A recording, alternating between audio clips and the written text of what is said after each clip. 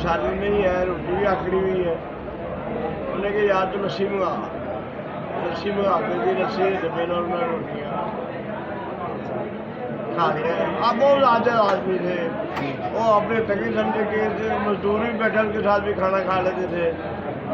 कोई बैठा है लिया यार 5 ले मुझे मांगने के, इसमें कोई जिक्र नहीं, उनको अपना मौका याद था।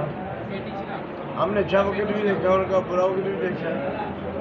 जब स्टार्ट आए वो भी देखा कि पैर से लड़ाई होती थी, इन्वेस्टों पर लड़ाई होती थी।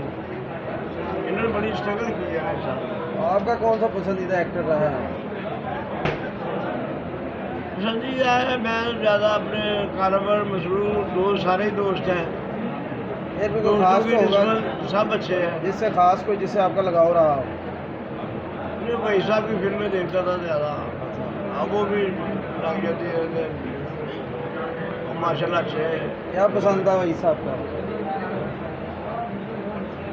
बस नेचुरल कौन जरा ठीक है, बिल्कुल अच्छा था। हकीकत के करीब उनकी एक्टिंग होती है, यही मुहारत है कि ये हकीकत को कर रहे हैं, ठीक कर रहे हैं।